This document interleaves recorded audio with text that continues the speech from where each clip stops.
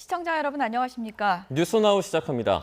오늘도 전국 곳곳에서 극한 더위가 이어지겠습니다. 어제 부산에서는 122년 만에 기록적인 폭염이 관측됐는데요. 폭염 현장에 나가 있는 취재 기자들 연결해서 현장 상황 알아보도록 하겠습니다. 먼저 차상은 기자 어디죠? 네, 부산 해운대 해수욕장에 나와 있습니다. 네, 오승훈 기자는 공사 현장 같은데 어디입니까? 네, 대전 문화동 공사 현장에 나와 있습니다. 네, 조경원 기자는 지금 어디 나가 있습니까? 네, 저는 인천 검단구에 있는 대장간입니다. 네, 먼저 부산으로 가보겠습니다. 차상은 기자, 해운대 해수욕장 휴가철이라 휴가객이 지금 많은 것 같은데 부산은 폭염이 어느 정도죠? 네, 오전 9시가 되기 전부터 기온이 30도를 넘어섰습니다. 지금은 35도에 육박을 하고 있는데요. 이 구름도 거의 없는 떼약볕이 내리쬐는 날씨이다 보니 백사장도 뜨겁게 빠르게 달아오르고 있습니다.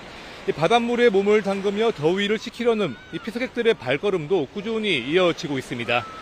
해안 지역은 상대적으로 시원할 것이라는 예상과 달리 부산 지역은 최근 기록적인 폭염에 시달리고 있습니다. 어제 부산 지역의 낮 최고 기온은 38.8도를 기록했습니다. 지난 1904년 부산에서 근대 기상 관측을 시작한 이래 122년 만의 최고 기온입니다. 부산에서도 가장 더운 지역으로 꼽히는 북구의 기온은 39도까지 올랐습니다. 폭염특보도 꾸준히 이어지고 있습니다. 부산 동부를 제외한 모든 지역에 폭염 중대 경보가 발령됐고 열대야 주의보도 12일째 이어져 밤낮 없는 무더위에 갇혀 있습니다. 오늘도 어제만큼 뜨거운 날이 될 것으로 예상됩니다. 낮 최고 기온이 어제보다 더 높은 39도로 예보됐습니다. 그나마 다행인 점은 습도가 그리 높지 않습니다. 하루 중에 가장 더울 때인 오후 1시에서 2시 무렵의 습도가 50%에 미치지 않는 지역이 많아 후텁지근한 느낌은 상대적으로 덜한 편입니다. 다만 당분간 구름 없는 떼약볕이 내리쬐는 불볕더위가 계속될 전망이어서 한낮 야외 활동을 자제하는 등 온열 질환에 대한 각별한 주의가 필요합니다. 이번에 오승훈 기자, 대전 상황은 좀 어떻습니까? 네, 이곳은 도시철도 2호선 노선 트램 공사 현장입니다. 제 뒤로는 이렇게 도시철도 트램 노선을 설치하기 위한 지하화 구간 공사가 한창인데요. 현장에는 무더위로 인해 제가 이렇게 10분 정도 가만히 서 있기만 해도 얼굴에 땀방울이 송글송글 맺힐 정도입니다. 이곳 대전과 충남, 세종에는 현재 폭염특보가 발효된 상태입니다. 낮 기온이 35도 안팎으로 치솟는 이 무더위 속에서도 현장 노동자들은 용접을 하거나 목재를 잘라 나르는 작업을 진행하고 있습니다. 그러다 보니 금세 땀범벅이 되고 옷도 젖을 정도입니다. 현재 오전 시간대지만 현장에 있는 온도계를 살펴보면 체감 온도가 33도를 넘어선 상태입니다. 이에 따라 온열 질환 예방을 위한 현장 대책도 마련이 됐습니다. 체감 온도 31도에서 35도 사이는 시간당 10분, 35도에서 38도 사이는 시간당 15분의 휴식 시간을 제공하고 체감 온도가 38도를 넘어서면 야외 작업을 전면 중단합니다. 또 인근에 있는 근로자 휴게실에는 에어컨과 선풍기, 제빙기 등이 설치되어 있는데요. 얼음문과 이온 음료, 식염포도당 등이 배치돼 노동자들이 더위를 식힐 수 있는 공간으로 준비됐습니다. 그럼에도 불구하고 폭염 속 야외 현장은 그야말로 더위와의 전쟁을 벌이고 있습니다. 장시간 무더위에 노출되어 어지럼증을 느끼거나 탈진 증상이 있으면 즉각 작업을 중단하고 휴식을 취하는 것이 필요해 보입니다. 네, 이번에 인천 대장간에 나가 있는 조경원 기자, 뒤로 발갛게 달아오른 화덕이 보이네요. 네, 밖에서는 폭염이 기승을 부리고 있는데 안에서는 화덕이 쉴 새 없이 돌아가면서 느껴지는 열기는 훨씬 더 강합니다. 섭씨 1500도에 달하는 화덕에 몇 걸음만 다가서도 이 복사열 탓에 얼굴이 화끈거리고 또 땀이 줄줄 흘러내립니다. 오늘 이곳에서는 금속판을 달군 뒤 구부려서 모양을 만드는 절곡 작업을 하고 있습니다. 화덕에 들어갔다 나온 금속판도 섭씨 800도에 달해 옆에 서 있기만 해도 뜨거운 열기가 느껴집니다. 더위를 식혀보려 환풍기를 틀고 있지만 시원한 바람은커녕 뜨거운 공기만 밀려옵니다. 불 앞에 있으면요, 숨을 막혀가지고 숨을 쉴 수가 없어요. 그래서 퍽퍽거리고 그냥 땀이 그냥 가만히 있어도 줄줄줄 쏟아지죠. 염분 때문에 쓰러지려고 그러니까 소금도 좀 막 먹고. 네, 지금 뭐 스튜디오까지 그곳에 열기가 느껴지는 것 같은데 더운 날씨에도 일을 멈출 수가 없는 상황인 거죠? 네, 그렇습니다. 주문이 매일매일 들어오고 또 납품 기한에 맞춰서 생산해야 하기 때문입니다. 오늘 만들고 있는 제품은 이후에 열 처리와 도금을 다른 공장에 맡겨야 하는데 조만간 공장들이 여름 휴가를 떠날 예정이기 때문에 작업을 늦출 수도 없습니다. 오늘 다루는 금속 재료 무게만 1톤에 달하고 이를 가공해 모두 400개의 제품을 만들어야 합니다. 대장장이는 한낮 무더위를 피하려고 평소보다 2시간 앞당겨 새벽 6시부터 작업을 시작했다고 설명했습니다. 또 30분에 한 번씩 휴식하는 동안 물을 여러 컵 마시는 것 말고는 더위를 식힐 뾰족한 방법이 없다고 말합니다. 당분간 폭염이 이어질 것으로 보이는데 한여름 무더위 속에서도 불을 끌 수 없는 대장간의 구슬땀도 계속될 전망입니다. 기록적인 폭염이 이어지고 있는데요. 더위를 식힐 수 있는 공간 찾아서 휴식을 꼭 취하셔야 될 것 같습니다.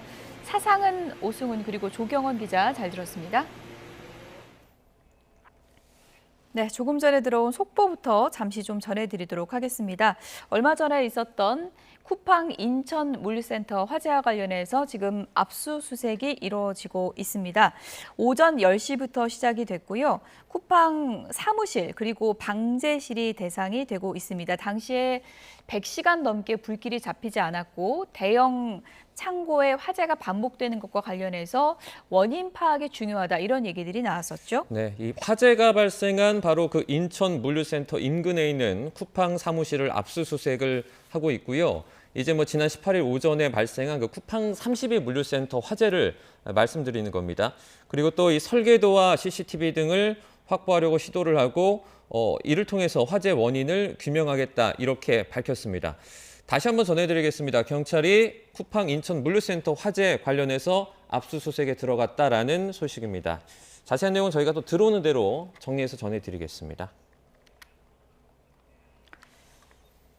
네, 앞서 폭염 현장을 전해드렸는데 올여름 폭염 결국 40도 벽을 넘었습니다. 문제는 이번 폭염이 아직 정점이 아니라는 겁니다. 네, 관련 내용 김민경 기상재난 전문 기자와 함께 40도 폭염의 의미와 앞으로도 얼마나 심해질지 짚어보도록 하겠습니다. 어서 오세요. 어서 오세요. 안녕하세요. 덥다 했는데 이제 기록까지 나오고 있습니다. 경남 양산은 8년 만에 지금 기록이 나온 거죠? 네, 어제 경남 양산의 기온이 40.3도까지 치솟으면서 올해 처음으로 40도를 넘어섰습니다. 이 공식 관측소 기준이 40도를 넘은 건 2018년 8월 이후 8년 만인데요. 지난해에도 경기 의왕과 안성에서 40도를 넘긴 적은 있지만 이 자동 기상 관측 장비의 관측값이었고요. 이번에는 기후 통계에 쓰이는 공식 관측소에서 나온 기록이라인 점에서 의미가 더 큽니다.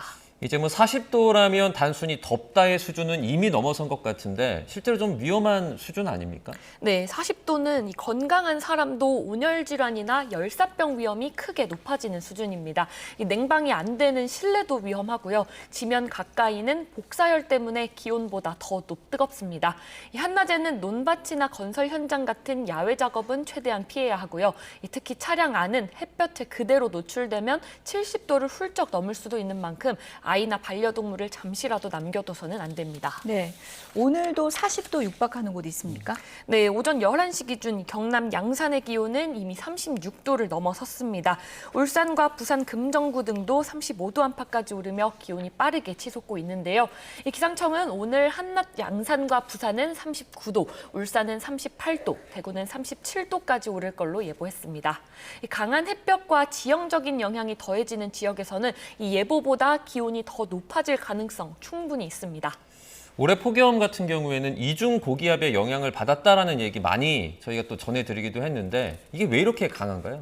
네, 맞습니다. 대기 전체를 두 고기압이 이 뚜껑처럼 덮고 있기 때문에 이 공기가 계속 아래로 내려오면서 하늘은 맑고 강한 햇볕으로 열이 계속 쌓이고 있습니다. 화면 보실까요? 이 붉은색이 대기 중의 수증기인데요. 한반도는 거의 보이지 않습니다. 잠시만요. 화면을 좀 보여주시면 좋을 것 같습니다. 네, 이 붉은색이 대기 중에 보이는 수증기인데요. 예. 한반도는 이렇게 붉은색의 영역이 거의 보이지 않습니다. 이 습도가 높긴 하지만 비구름으로까지 성장할 수 있는 수증기가 많지 않은 건데요.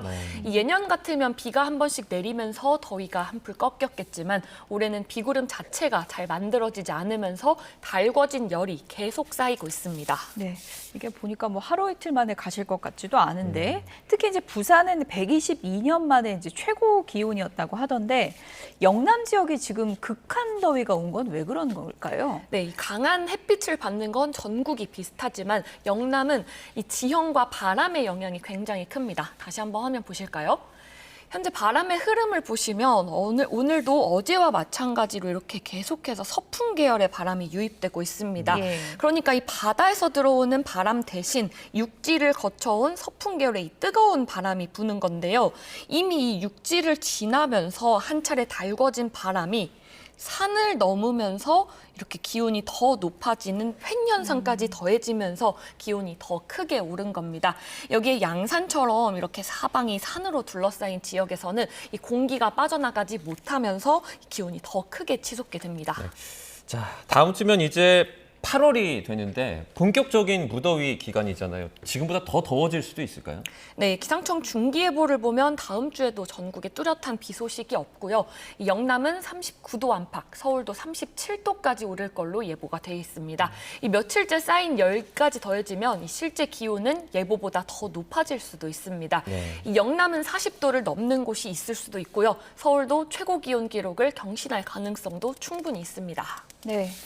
다음 주면 8월 더 뜨거워진다고 하니까 걱정인데 열대야도 갈수록 심해지나요?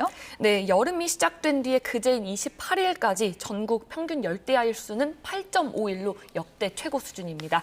어젯밤에도 전국 대부분 지역에서 열대야가 나타났고요. 일부 지역은 밤 사이에 체감 온도가 30도 아래로 내려가지 않았습니다. 이 밤에도 열이 식지 않으면 몸이 회복되지 못할 뿐만 아니라 이 낮 동안 쌓인 열까지 남아서 다음 날 폭염도 더 심해질 수 있는 게 문제입니다. 네. 폭염이 워낙 길어지다 보니까 이제는 뭐 태풍을 기다린다라는 말까지 나오고 있습니다. 태풍이 좀 오면 더위가 이렇게 가실 수도 있는 건가요? 네, 우선 13호 태풍 돌핀, 지금 괌 동쪽 해상에서 세력을 키우면서 서쪽으로 이동하고 있습니다. 여러 수치 모델들이 태풍이 중국을 향할 가능성을 제시하고 있는데요. 일기도 화면 보실까요? 이 수치 예측이 모델이 예상하고 있는 태풍 진로도인데요. 이 태풍이 강한 세력을 유지한 채 우리나라 남쪽 해상을 지나 이렇게 중국을 향하고 있습니다. 이렇게 태풍이 우리나라 주변까지 올라오게 되면 기압계를 뒤흔들 수가 있는데요. 이 경우에 따라서는 남쪽의 습한 공기 이렇게 올려 보낼 수 있지만 이 반대로 북쪽의 선선한 공기를 끌어내리면서 이 폭염을 누그러뜨리는 역할을 할 수도 있습니다. 네, 거의 뭐 기록적인 더위가 이어지고 있고 8월 이제 초까지는 확실히 이제 폭염이 계속된다고 하니까 더위 대비 잘 하셔야겠습니다. 김민경 기상재난 전문기자였습니다. 고맙습니다. 고맙습니다.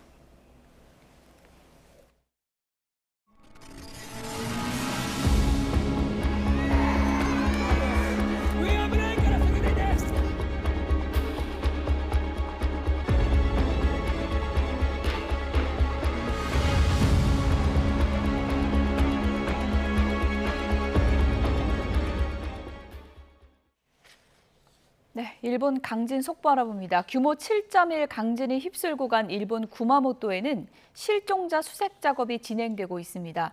인명 피해가 늘고 있는데 조금 전 일본 정부는 이번 강진으로 28명이 숨졌다라고 공식적으로 밝혔습니다. 사망자 수가 늘어난 것인데요. 지진 피해 현장에 YTN 취재 기자가 나가 있습니다. 이승배 특파원, 인명 피해 상황부터 전해주시죠. 네, 오늘 오전에 기하라 미노루 관방장관이 기자회견을 통해서 밝힌 내용입니다. 일본 정부가 집계한 결과 지금까지 이번 지진으로 28명이 사망을 했다고 발표를 했습니다. 이 가운데는 지진과 연관성을 확인하고 있는 사례도 포함이 된 것으로 전해지고 있습니다. 날이 밝으면서 일찍부터 이곳 사고 현장에는 수색 작업이 재개가 됐습니다. 지금 여기서는 보이진 않지만 어제 저녁부터는 본격적으로 중장비를 사용해서 작업을 벌이는 것으로 전해지고 있습니다. 폭발 사고로 인한 잔해로 수색팀이 내부로 들어가기 어려운 것으로 알려지고 있습니다. 이 때문에 우선 중장비를 사용해서 수색팀이 진입할 수 있는 공간부터 확보하는 것으로 전해집니다. 현장에는 경찰과 소방 그리고 자위대까지 투입이 됐는데요. 이 공간이 생기면 내부로 들어가서 수색을 벌이는 방식으로 조금씩 이렇게 내부로 들어가서 작업을 진행하는 것으로 알려지고 있습니다. 이 수색은 주로 심하게 파손된 중앙 남쪽에 있는 부분에 집중하고 있다고 현지 언론은 밝히고 있습니다. 현재까지 이 쇼핑몰에서만 11명이 구조가 됐고요. 5명이 숨졌습니다. 경찰은 생명을 구하는데 72시간, 그러니까 사흘이 제일 중요한 시간이라고 보고 있습니다. 그만큼 시간이 얼마 남지 않은 만큼 수색 작업에 본격적으로 속도를 내는 모양새입니다. 영상만 봐도 현장엔 참혹한 모습이 그대로 전달되는데 어제 내부가 이제 일부 공개됐다고 하던데 YTN 취재진도 다녀왔는데 어땠습니까? 네, 맞습니다. 일본은 원래 이렇게 현장을 잘 공개하지 않는 게 보통인데요. 어제는 또 특히 이례적으로 이 수색 작업을 진행 중인 현장을 10여 분 동안 이 언론에 공개를 했습니다. 그만큼 현장 상황이 심각해서 이 수색 작업이 쉽지 않다는 것을 강조하려 한 것으로 보이고 있습니다. 이 쇼핑몰은 건물이 3층인데요. 총 3층인데 특히 이 건물 남쪽에 있는 중앙부가 훼손이 제일 심한 것으로 전해지고 있습니다. 지금 영상 보이실지 모르겠는데 지금 영상입니다. 이 벽면은 모조리 떨어져 나갔고요. 뼈대만 앙상하게 남은 모습을 볼 수가 있습니다. 이 전선들도 어지럽게 엉켜 있는 모습도 볼 수가 있었습니다. 위에서 각종 자재가 우르르 떨어지면서 1층에 있던 차량들이 완전히 박살이 난 모습도 볼 수가 있었습니다. 정확한 사고 원인은 수색이 끝나봐야 알 수 있겠지만요. 지금 목격자 진술 등을 종합해 보면 LP 가스 누출로 인한 사고일 가능성이 커 보입니다. 네, 쇼핑몰 내부 모습까지 살펴봤고요. 제지 공장에서도 이번에 인명 피해가 컸죠. 네, 맞습니다. 지금 제가 나와 있는 이 쇼핑몰에서 차로 1시간 정도 떨어져 있는 거리에 있는 장소인데요.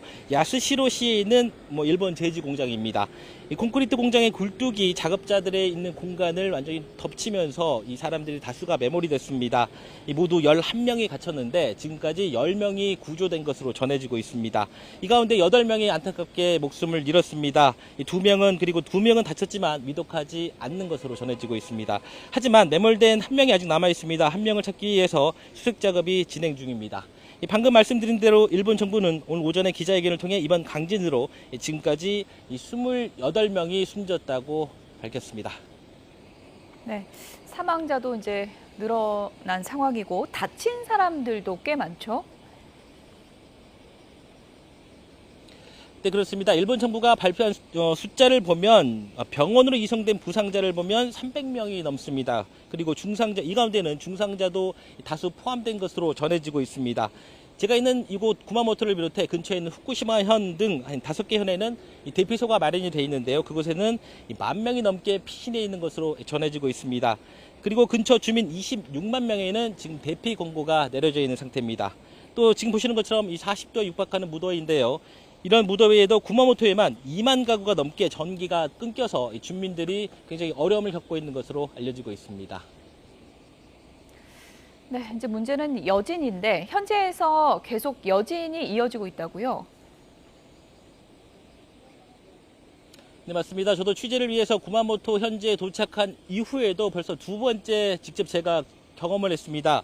어제 밤에 숙소에서 기사를 쓰고 있었는데요. 건물 전체가 크게 요동칠 정도로 굉장히 큰 흔들림을 직접 느꼈습니다. 일본 기상청은 앞으로 일주일이 고비라고 밝혔습니다. 그만큼 이 구마모토를 강타한 이 강진과 비슷한 규모의 여진이 앞으로도 있을 가능성이 크다는 것입니다. 이 불안감 때문인지 피해 현장 주변에 있는 가게들은 많이 문을 닫은 모습이었습니다. 그리고 주민들도 만나서 인터뷰를 해봤었는데 10년 전에 몰아닥친 이 지진의 악몽을 여전히 지금 어제 일처럼 생생하게 모두를 기억하고 있었습니다. 일본은 지진이 있을 때마다 휴대전화에서 큰 알람 소리가 울립니다. 지진이다, 지진이다 이런 알람 소리인데요. 이런 여진이 계속되면서 밤잠을 설치는 분들이 굉장히 많은 것 같습니다. 지금까지 일본 지진 피해 현장에서 YTN 이승배입니다. 네, 일본 규슈 강진으로 휴가철 일본 여행을 계획한 분들 가도 되는 건지 걱정이 많으실 겁니다. 현재까지는 국내 여행객 피해 없는 것으로 파악됐고요. 항공편도 정상적으로 운항 중입니다. 인천공항에 YTN 취재기자가 나가 있습니다. 오동건 기자. 네, 인천공항 제1터미널입니다. 네. 일본 강진 이후 관광객들 좀 걱정도 많아졌을 것 같은데 공항 분위기 좀 달라진 게 있습니까? 네, 크게 달라지진 않았습니다. 제가 나와 있는 이곳 제1터미널, 일본 국적항공사 또 일본으로 향하는 비행편이 많은 곳인데 평소와 분위기는 크게 다르지 않았습니다. 일본으로 출국하는 여행객들도 예정된 일정을 소화하기 위해서 수속을 밟고 있었습니다. 일단 지진 피해 지역과 거리가 있는 곳을 방문하는 시민들은 조금 걱정은 된다. 하지만 예정된 일정을 피할 수는 없다. 이렇게 말하고 있었습니다. 들어보시죠. 여행을 가도 괜찮을까 좀 걱정이 되기는 했는데 지원지를 찾아보니까 좀 거리가 있고 도쿄 여행에는 크게 영향이 없다고 해서 그냥 가도 괜찮겠다 이렇게 생각했습니다.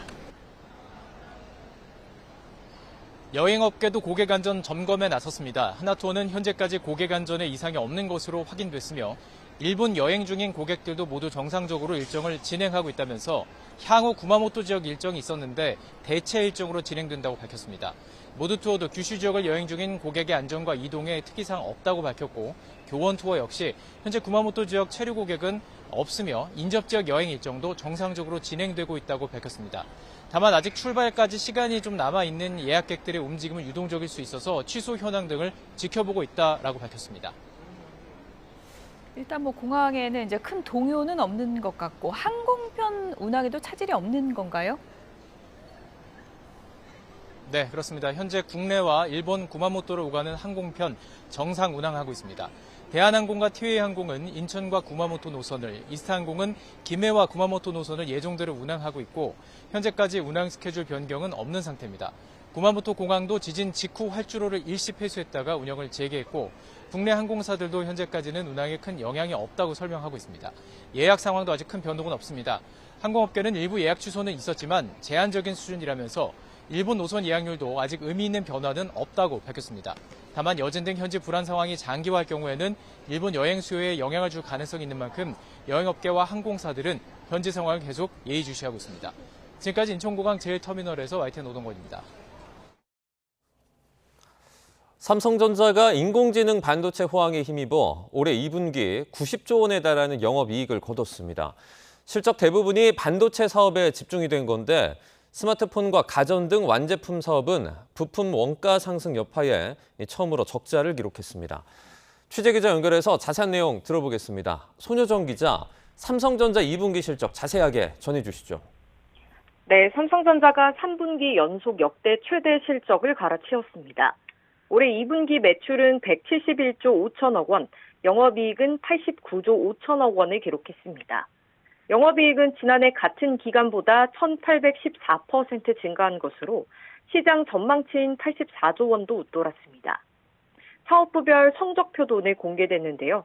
반도체 사업 영업이익이 89조 2천억 원으로 삼성전자 전체 실적을 사실상 이끌었습니다.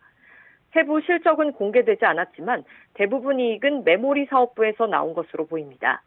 AI 데이터 센터 투자 확대에 따라 메모리 반도체 수요가 늘면서 디램과 낸드 플래시 모두 역대 최대 판매를 기록했습니다. 삼성전자는 하반기에도 글로벌 빅테크의 AI 인프라 투자가 이어질 것이라며 내년 수요와 공급의 격차는 더욱 벌어질 거로 내다봤습니다. 이에 따라 5대 글로벌 데이터 센터 고객사들과 단연 공급 계약을 체결했고 3분기 고대역폭 메모리 HBM4 매출도 전분기보다 3배 이상 확대될 것으로 전망했습니다. 늘어나는 수요에 대응하기 위해 미국 텍사스주 테일러 2공장을 올해 말 착공해 2030년 양산에 들어갈 계획입니다. 반도체 사업은 이렇게 높은 실적을 기록했는데 다른 사업부의 상황은 어떻습니까? 네, 스마트폰과 가전 등 완제품 사업은 적자로 돌아섰습니다. 매출은 48조 원에 달했지만 영업 손실은 8천억 원으로 나타났습니다. 프리미엄 제품 판매로 매출은 늘었지만 반도체를 비롯한 부품 원가가 올라가면서 수익성이 악화했다는 설명입니다. 완제품 사업은 글로벌 불확실성과 부품 비용 상승이 계속될 것으로 보고 사업 경쟁력 강화와 체질 개선에 나설 방침이라고 삼성전자는 전했습니다. 지금까지 경제부에서 전해드렸습니다. 장 초반 보합권에서 등락을 오간 코스피가 상승폭을 키우며 반등을 시도하고 있습니다. 코스피 시가총액 상위 종목 대부분도 강세를 보이고 있는데요. 취재기자 연결해서 알아보겠습니다. 윤태인 기자. 네, 한국거래소입니다. 네, 코스피 현재 상황 어떻습니까? 네, 오늘 코스피는 0.33% 오른 5,681로 장을 열었습니다. 지수는 장 초반 곧장 하락 전환했다가 상승 전환하는 등 등락을 오갔는데요. 오전 10시가 지나고 삼성전자 컨퍼런스 콜이 시작하면서 지수는 뚜렷한 강세를 보이며 장중 5%가량 오른 5,976까지 올랐고 상승폭을 확대했습니다. 다만 현재는 5,700대를 오가면서 그 상승폭을 어느 정도 다시 내린 상태입니다. 오늘 2분기 실적 발표를 한 삼성전자는 컨퍼런스 콜에서 메모리 수요가 늘어나고 있고 이에 대한 시설 투자 등도 확대할 것이라는 취지의 설명을 했습니다. 또 일반주 한 주당 374원의 배당을 공시한 것도 투자 심리에 긍정적으로 작용해 삼성전자 주가도 뚜렷한 강세를 보이고 있는데요. 20만 6,500원에서 거래를 시작해 장중 10%가량의 상승세를 보이기도 했습니다. 앞서 오늘 국내 증시는 7월 FOMC와 지정학적 불확실성 등이 부담 요인으로 작용할 것으로 보인다는 분석이 나왔습니다.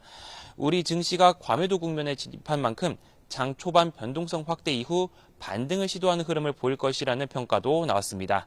또 미국 증시에서 장 마감 후 나란히 실적 발표를 한 마이크로소프트와 메타가 각각 시간외에서 강세와 약세를 나타내는 등 엇갈린 결과를 내놓고 있는데요. 이런 탓에 우리 증시에도 미국 기술주의 주가 혼재에 따른 변동성 확대 가능성도 제기됐습니다. 코스피 수급을 보면 외국인과 기관이 순매수하고 있고 개인이 순매도하고 있습니다. 이런 가운데 코스닥은 1.2% 내린 654로 출발했고 현재도 등락을 오가고 있습니다. 코스닥 수급에서는 외국인과 기관이 순매수하고 개인이 순매도하고 있습니다. 오늘 원달러 환율 상황은 좀 어떻습니까? 네, 오늘 서울 외환시장에서 원달러 환율은 오전 11시 반쯤에 1,445.3원으로 거래됐습니다. 현재도 1,440원대 중반에서 거래를 이어가고 있습니다. 국제유가는 이란의 요르단 미군 기지 공격과 트럼프 미국 대통령의 보복 경고 등으로 상승 추세입니다. 브렌트유는 배럴당 87달러 선에서 거래되고 있고 미국 서부 텍사스산 원유도 배럴당 83달러 선에서 거래되고 있습니다. 달러화는 케빈 워시 연준 의장이 당장 급한 추가 긴축에 나서지는 않겠다는 뜻을 시장에 전달하면서 하락 압력을 받으며 약세권에 머물렀다는 분석이 나옵니다. 주요 6개국 통화 비교할 때 달러의 가치를 나타내는 달러 인덱스는 100.92 근처를 기록하고 있습니다. 지금까지 한국거래소에서 YTN 윤태인입니다. 대한축구협회의 밀실 운영 의혹 등을 살피는 국회 청문회가 진행되고 있습니다. 정몽규 전 축구협회장과 홍명보 전 감독을 상대로 질의가 집중되고 있는데요. 현장으로 가보겠습니다. 우리 한국 축구 대표팀이 이번 북중미 월드컵에서 16강에 진출했었다면 오늘 청문회가 열렸을까요? 안 열렸을까요? 뭐 16강 이상 됐으면 열리지는 않았을 거라고 생각이 듭니다. 그렇게 생각하시는구나. 저는 그렇게 생각하지 않습니다. 16강에 오르고 안 오르고의 문제점이 아니라고 저는 생각합니다. 벌써 축구협회는 국민의 신뢰를 다 잃었다라고 생각합니다. 그래서 반드시 한 번은 짚고 넘어가야 될 청문회였다라고 생각합니다. 2년 전에 기회를 줬습니다. 청문회가 아닌 편한 질의식으로. 그럼에도 불구하고 국민의 의구심을 다 해소하지 못했다라는 겁니다. 그렇기 때문에 언젠가는 반드시 이런 날이 올 거라고 저는 예측을 했었는데 너무 빨리 왔다라는 거죠. 현대축구협회라는 말씀 들어보셨나요? 예, 그렇게 말씀하시는 분이 있다는 걸 그렇죠. 대한축구협회가 어느 날 갑자기 현대축구협회로 바뀌었더라고요. 현대가에서 지원도 공헌도 봉사도 많이 했다라고 생각을 합니다. 하지만 주먹구구식의 사고방식으로 인해서 행정 절차에 있어서 이 문제점을 계속 지금 이어가고 있다는 거죠. 또 고대 카르텔이라는 말씀 들어보셨나요? 계속 국민들이 하시는 말씀드립니다. 거기 앉아 계시는 회장님도 고대, 옆에 앉아 있는 감독님도 고대. 고대 출신 아니면 협회에 발도 못 딛는다. 이런 말들이 왜 나오는 건가요? 인재가 많기 때문에 그럴 수도 있다라는 생각도 한번 해보기는 해봅니다. 하지만 포용 정치를 해주셔야 되는 거 아닙니까? 그럼 제가 그 임명한 대표팀 감독 중에서 25명을 그 남자 대표팀을 했는데 고대 출신 한 명밖에 없고요. 여자 대표팀 중에서는 그 고대 20여 명을 임명했었는데 고대 출신 한 명도 없었습니다. 이런 말이 계속해서 국민들 입에서 축구계에서 나오는 것은 내부에 잘못이 조금이라도 저는 있다라고 생각을 합니다. 그렇지 않을까요? 예. 이게 한두 번 나오는 얘기라면 저도 그럴 수도 있겠지. 어느 종목 단체든 이런 얘기들은 반드시 있으니까요. 하지만 지속적으로 십몇 년 동안 이어지는 이 발언에 있어서 한 번 정도는 대한축구협회도 고민하셔야 되는 거 아닐까요? 예, 그렇게 이미지가 바뀐 거에 대해서 죄송스럽게 생각하고 뭐 이사회 구성이나 인원수에 대해서는 고대 인원이 절대로 많다고 생각되지 않습니다. 이사회 그 구성을 봤을 때 저는 차기 어떤 집행부가 꾸려질지 모르겠지만 현대축구협회라는 말과 고대 카르텔이라는 말은 반드시 삭제돼야 된다고 생각합니다. 장관님, 네, 혁신위원회에서 이 부분도 염두에 두셔야 됩니다. 네, 그렇게 하고 있습니다. 네, 오늘의 청문회를 통해서 협회가 국민들의 의혹을 불식시키고 팬들로부터 신뢰를 회복할 수 있는 계기가 되기를 저는 진심으로 바라는 사람 중에 한 사람입니다. 그래서 오늘 청문회가 필요하다고 보고요. 정몽규 증인도 그렇게 생각하시죠? 예. 역대 국가대표 감독을 한번 제가 살펴봤어요. 히딩크 감독 이후로 홍명보 감독까지 국가대표 A팀 감독은 총 18명이었더라고요. 그런데 평균 임기 기간을 봤더니 1.3년입니다. 너무 잦은 대표팀 감독 교체로 인해 누가 피해를 보고 있는 것 같습니까? 뭐 팬들이나 선수들의 연속성에 좀 문제가 될 거라고 생각이 됩니다. 네, 그렇습니다. 보고 있는 국민들도 이해를 하기 어렵고 또한 감독 지도자도 어려울 것 같습니다. 선수들은 더더욱 현장에서 경기를 뛰는 사람으로서 어려울 것 같습니다. 전략 전술, 감독과 선수 간의 호흡이 맞아야 되는데 1.3년이라면 호흡이 맞아 들어가겠습니까? 감독과 선수들의 스타일을 좀 알아주려고 하면 교체입니다. 왜 이런 게 계속해서 이어지는 거죠? 뭐 제가 선임한 감독 중에서는 뭐 슈틸리케 감독도 3년 이상 있었고요. 그리고 또 그 벤투 감독은 4년 이상 오래 한 경우. 제가 지금 벤투 감독도 얘기를 하려고 하는데 제가 이 말씀을 드린 이유는 협회 행정 절차가 잘못됐다고 말씀을 드리는 겁니다. 1.3년 가지고 감독과 지도자의 호흡은 맞아 들어갈 수가 없습니다. 그렇게 생각합니다. 특히 우리는 유럽 선수들에 비해서 대한민국 선수들의 피지컬은 월등하지 못합니다. 작습니다. 그러면 훈련 양과 지도자와 선수 간의 그 협력 체계로 인해서 훈련 기간을 통해서 하나하나 만들어 나가야 되는 형성이 필요한데 우리는 그렇게 하지를 못하고 있어요. 그래서 제가 그 증인에게 좀 묻고 싶은데 벤투 감독 4년간 국가대표 A팀 감독으로서 최장수 감독이에요. 예. 그렇죠. 네. 그런데 카타르 월드컵에서 16강 진출을 이끌어냈습니다. 네. 그렇다면 왜 재계약을 하지 않았어요? 재계약은 6개월 전에 하게 돼 있었는데 벤투 감독 4년 반 동안에도 여러 가지 우여곡절이 많았습니다. 뭐 벤투에 대한 비난도 많았습니다. 벤투에 대한 비난은 어떤 거였냐면 똑같은 선수들만 가지고 똑같은 전술로 4년 동안 똑같이 해가지고 벤투 이후가 걱정이 된다 이런 그 비난이 있었고요. 그리고 그 재계약 못한 이유는 벤투가 또 4년 계약을 고집했었습니다. 근데 뭐 여러 가지 이유가 있어서 그래가지고 제가 1년 그 아시안컵까지 그 감독직을 제안했었고요.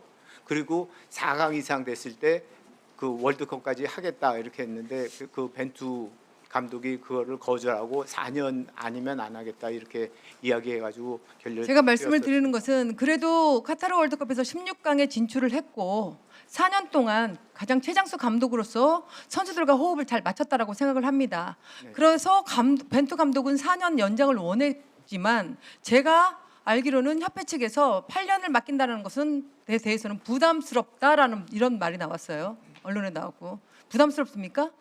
문제가 있으면 그거를 해결해 나갈 수 있는 충분한 시간적 여유가 있었는데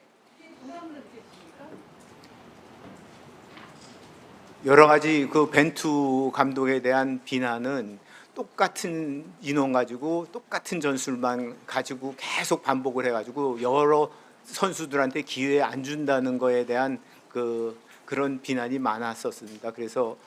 그래서 안 했고요. 그 본인도 4년 계약, 저는 조건부 4년 계약을 제안했었는데 그분이 조건이 붙은 4년 계약은 안 하겠다 이렇게 해서 거절했습니다. 네.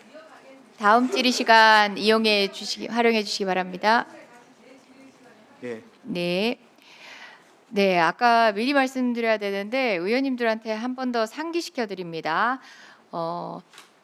김대희 참고인은 오후에 이석을 하기 때문에 아직 질의 시간 오지 않았던 김재원 의원님 오전 질의 때 반드시 해 주셔야 참고인에 대한 질의 1회 이상 하시게 되는 겁니다. 박지영 참고인, 정현우 의원님 이미 질의를 하셨지만 사실은 오전에 가급적 소화를 하셔야 오후 같은 경우는 저희가 본회의가 예정되어 상임위 다시 개의 시간이 불투명한 상황에서 다음 질의 때는 반드시 질의를 하셔야 합니다. 유승민 참고인 오후 4시 이석인데요. 마찬가지로 오후 상황이 본회의 상황이 있습니다. 이정문 의원님, 노정면 의원님 신청하셨습니다. 그 밖에 의원님들이 질의를 못 하신다는 뜻이 아니라 신청하신 의원님들은 반드시 1회 이상 질의를 해 주시기 바랍니다. 다음 배현진 의원님 질의 이어가 주시기 바랍니다.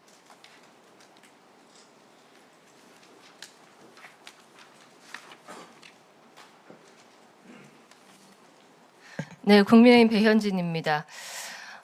오늘 앞서 몇 분의 위원님들께서 이미 질의를 해주시면서 말씀을 하셨는데요. 저는 오늘 이 자리에 증인으로 오신 홍명보 우리 전 감독님과 뒤에 계신 우리 김병지 선수를 뵈면서 굉장한 대한민국 국민이자 축구 팬으로서 비애감을 좀 느낍니다. 제가 대학생이던 2002년에요. 스페인전에서 마지막 승부차기를 통해 시원한 국민들의 속을 시원하게 해줬던 홍명보라는 선수는요. 영원한 리베로라는 타이틀을 얻게 됐고 그 당시 기사들을 찾아보면 기억을 다시 해내시겠지만 후배들에 대한 리더십 그리고 전략 전술에 굉장히 능통한 지적인 축구 선수 등으로 언론에서 굉장히 칭송을 했습니다. 홍명보 증인 기억하십니까? 뭐 거기까지는 잘 20년 전인데 잘 그래도 그 당시 기억하시죠? 잘 기억은 못 하겠습니다. 기억이 안 나십니까? 예, 뭐 제가 그런데 스페인 넣고 그거는 알지만 그 다음에 저에 대한 평가는 잘 기억이 나지 않습니다. 영원한 리베로로 예, 칭송받으셨던 그거는 건 기억납니다. 기억하시죠? 예. 그리고 덕장 지장이라는 평가도 받으셨어요 그때. 그런데 제가 이번 북중미 월드컵 32강에 진출하지 못하고 심지어 일본 언론을 통해서 우리 홍명보 증인께서 한국에 귀국하지 않겠다라는 그런 의사를 비쳤다라는 보도까지 보면서 우리 한때 그 화려했던 영웅이 저렇게 졸장으로 본인의 축구 역사를 마감하는가라는 굉장한 비애감을 느꼈습니다. 그런 감정 혹시 가지셨습니까? 저는 그런 감정을 가지지 않았고요. 물론 제가 한국에 도착 후에 미국으로 출국한 거는 맞습니다. 하지만은 그게 밖에서 아니 제가 드린 질문은요. 아닙니다. 한때 대한민국 국민들의 가슴을 가장 뜨겁게 했던 축구 영웅이 지금 국민들을 가장 분통 터뜨리게 하는 원흉으로 우리 축구 졸전의 원흉으로 지금 지목돼서 그 분노가 굉장히 커졌고 지금 이런 청문회 자리까지 와 계신데 거기에 대해서 본인이 심정적으로 아쉬운 마음이 있으시죠? 네, 뭐 그거는 제가 감독이었고 또 감독이란 자리는 모든 결과를 가지고 평가를 받는 자리이기 때문에 이번 월드컵이 결과가 좋지 않았기 때문에 네. 거기에 있었던 모든 결과나 모든 것들은 저의 책임입니다. 알겠습니다. 제가 일단 오늘 질의 시간이 정확히 정해져 있고 또 오후까지 질의가 되기 때문에 먼저 제가 나눠서 질문을 드리겠습니다. 여기 계신 정몽규 우리 전 회장님과 홍명보 전 감독께서는 2024년 국정감사 2년 전에 이 자리에서 제게 분명 사퇴에 대한 스스로 거취를 정리하실 것을 종용받으셨습니다. 기억하시죠? 네. 당시 이유는 이랬습니다. 제가 홍명보 증인께 먼저 드리겠습니다. 클린스만이라는 국민적 공분을 이끌어냈던 감독이 무책임하게 사퇴한 이후에 홍명보 감독이 선임되는 과정에서 국민들이 보시기에 대한민국의 축구협회답지 않은 절차적 무시와 밀실 행정, 그리고 거기에 대해서 저희가 질문을 했을 때 본인은 물론이거니와 회장님을 비롯한 그 주요 관계자들이 책임을 회피했던 순간이 있습니다. 감독 선임 과정에 전력강화위원회가 돌아갔어야 함에도 불구하고 이것이 무력화되고 우리 2024년 7월 5일에 이임생 기술총괄 이사가 당시 감독 추천에 대한 아무 권한이 없던 이임생 이사가 빵집에서 밤 11시에 감독님을 면접하듯이 만난 이후에 별도의 면접 과정과 PT도 없이 선임이 됐습니다. 이 점을 아마 국민들께서 혹시 잊으셨을까 봐 대신 다시 상기시켜 드립니다. 자, 감독님. 당시에 축구협회 많은 관계자들과 축구 팬들이 이 문제를 이미 지적했습니다. 우리의 한때 영웅이었던 홍명보가 이 절차적인 모든 이 관리를 무시하고 절차를 무시하고 이른바 특혜 시비에 올랐었는데 그때 모르겠다고 대답하셨죠? 예, 맞습니다. 지금 의원님께서 말씀하신 거 다 기억나고요. 그 당시에 제가 말씀드린 거는 제가 전력강화위원회 위원도 아니었고 아니, 예, 질문을 계속하겠습니다. 네. 당시 모르겠다고 했던 건 기억하시죠? 네. 그런데 본인 축구협회 오래 계셨잖아요. 축협 전무이사도 하시고 축구협회 행정에 대해서 누구보다 훤히 보고 계셨을 텐데 그런 빵집 앞에서 하는 면접으로 감독이 될 수 있다라는 거에 대해서 이거 진짜 이상하다. 내가 후배들 보기에 우리 축구 관계자들 보기에 진짜 나쁘끄럽다 이런 생각 안 하셨습니까? 의원님, 저희가 감독을 선정할 때 특히 외국인 감독 선정도 마찬가지고 외국인 선정할 때도 저희가 비행기를 타고 가가지고 문제가 없다고 아직까지 생각하시는 겁니까? 제가 이미 감독직을 물러나겠다고 하셨기 때문에 기회를 드리는 겁니다. 국민들과 축구 팬들과 평생을 뛰어오신 축구 동료들 앞에 그때 절차적 무시와 행정 누락이 있었다라고 실토하실 생각 없습니까? 다시 한번 말씀드리지만은 사과를 하시면 좋겠습니다, 감독님. 다시 한번 말씀드리지만은 제가 전력강화위원회에서 저한테 제안을 하러 왔을 때는 저는 정상적인 절차를 거쳐서 왔다라고 생각을 했습니다. 정상적인 절차가 아닌 거는 누구보다 아셨을 텐데 왜냐? 그 이후에 면접과 PT가 없었거든요. 그리고 서류상을 통해서 실질적으로 있는 이사회가 거의 형해화되듯이 열리지 않고 감독에 선임되셨습니다. 이것은 지금 초등학생도 감독 선임 과정이 이상한 모습이 있다라고 인지하는 부분입니다. 그랬기 때문에 앞에 계셨던 우리 존경하는 이모경 의원님께서 혹시나 고대라는 카르텔, 축구협회 내에 어떤 카르텔이 존재하지 않느냐라는 국민적 의혹을 말씀하신 거고요. 맞죠? 다시 한번 기회를 드리겠습니다. 자존심, 축구인의 자존심으로서 국민들 앞에 축구협회 시스템을 붕괴하는 데 함께 묵인하고 일조했다라는 사과의 말씀 하실 생각 없습니까? 하셨으면 좋겠습니다. 저는 제가 집 앞에서 만난 게 국민들께서 좀 불투명하다라고 생각은 하실 수 있다고 생각이 듭니다. 하지만은 저는 제가 집 앞에서 만났다고 해서 어떤 특혜나 어떤 이익을 요구한 적은 한 번도 없습니다. 네, 배현진 의원님 수고하셨습니다. 정준호 의원님 신문 이어가 주시기 바랍니다.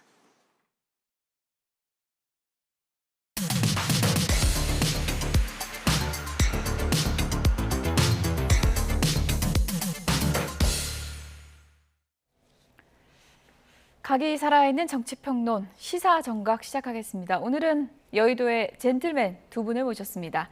서울 중구 성동구 을 박성준 더불어민주당 의원 그리고 강원 원주시 갑 박정아 국민의힘 의원 두 분을 모셨습니다. 어서 오세요. 네, 안녕하세요. 네. 더불어민주당 전당대회 TV토론회가 있었는데요. 2대1 구도 속에 여러 가지 사안을 놓고 정면 충돌했습니다. 화면 함께 보시죠.